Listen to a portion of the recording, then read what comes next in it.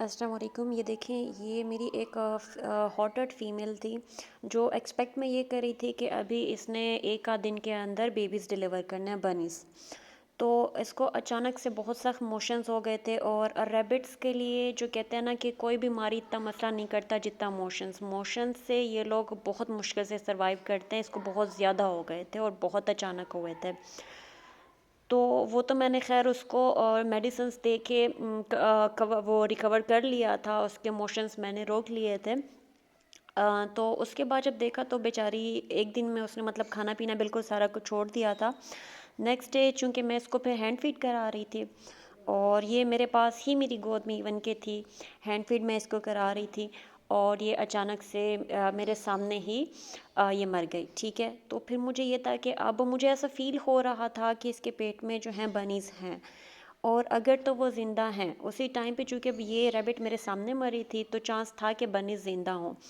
تو اس لیے میں نے ان کو ریسکیو کرنے کے لیے، اب مجھے کچھ نہیں سمجھ میں آیا. تو چونکہ وہی بات ہے کہ میں نے تو کبھی مرغی بھی نہیں، اگر مجھ سے پوچھیں تو میں نے کبھی ذبح نہیں کیا.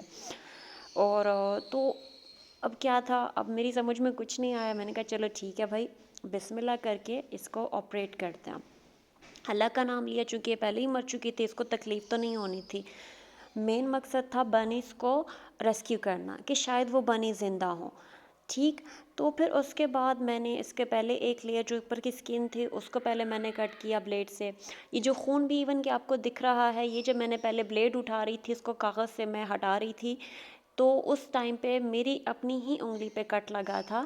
یہ ریبٹ کی میں نے مطلب اتنا الحمدللہ میں نے پراپر سارا کچھ صفائی سے اس کا کیا تھا کہ ریبٹ سے سچ کوئی خون شون نہیں تھا. یہ جو فنگر پہ تھا آپ کو سائڈ پہ بھی دکھ رہا ہے، یہ بھی میری ہی انگلی کا خون تھا جو کہ ریبٹ بیچاری پہ بھی لگا.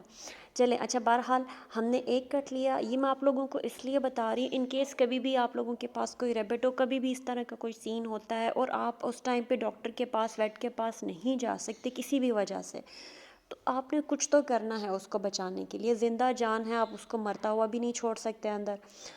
تو میں نے بہرحال اپنی طرف سے دیکھیں ایک کٹ کیا، پھر اس کے بعد مجھے نہیں تھا پتہ اندر کیا ہونا ہے کیسا ہونا ہے، تو خیر ایک کٹ کیا، پھر اس کے بعد سیکنڈ لیئر تھی، پھر تھرڈ، اس طرح. تو دیکھیں پھر اندر سے آپ کو میں کلیئر شو کرا رہی ہوں کہ دیکھیں اس طرح آپ پراپر دیکھ سکیں گے اور بیبیز کو ریسکیو کر سکیں گے. تو ان کیس اگر آپ کے ساتھ بھی کبھی بھی ایسا کچھ ہو تو آپ لوگوں نے گھبرانا نہیں ہے. میں نے کوئی یوٹیوب سے ویڈیوز کچھ نہیں دیکھا، اللہ کا نام لیا، اور نیت وہی کہ بھائی آپ نے ایک بنیز کو آپ نے ریسکیو کرنا ہے، بچانا ہے، باقی اللہ کی مرضی. تو اس طرح کیا، اور اس کے بعد لیکن جب بعد میں چیک کیا تو اس میں کوئی بنیز تھے ہی نہیں. اگر ہوتے تو میرے پاس اور ریبٹس تھے، فیمیل ریبٹ، جو کہ وہاں پہ اسی ٹائم پہ باقی بنیز کو فیڈ کرا رہی تھی، تو میں اسی کے ساتھ ان بنیز کو بھی رکھ کے فیڈ کرا لیتی تھی. وہ کوئی مسئلہ نہ ہوتا کہ اس کو فیڈ بنیز کو پھر کون کراتا، کیونکہ ریبٹس جو ہوتے ہیں اپنا فیڈ کراتے ہیں. ٹھیک ہے، تو بہرحال یہ سین اس طرح ہوا. اس کے بعد پھر میں نے اس کو پراپر ریپ کیا، اور پھر میں نے اس کو پراپر مٹی میں دفنا دیا تھا. لیکن دل کبھی کبھی بڑا کرنا پڑتا ہے. آپ جب پیٹس رکھتے ہیں آپ کو ان کو اپنے بچوں کی طرح خیال بھی رکھنا پڑتا ہے. کبھی اگر اس طرح کا کوئی سین ہو جائے تو آپ نے پھر بھی اپنی طرف سے ایٹ لیسٹ اپنا بیسٹ کرنا ہوتا ہے کہ آپ جو بھی ان کے لیے کر سکیں.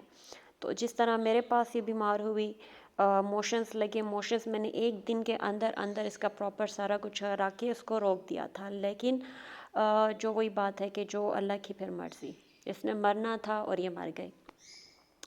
تو یہ دیکھیں بڑی میری پیاری سی ایک تھی، ہاٹ تھی. یہ دیکھیں چھوٹی سی ننھی منی سی، لیکن بس اس کی جان، اس کی زندگی اتنی ہی تھی.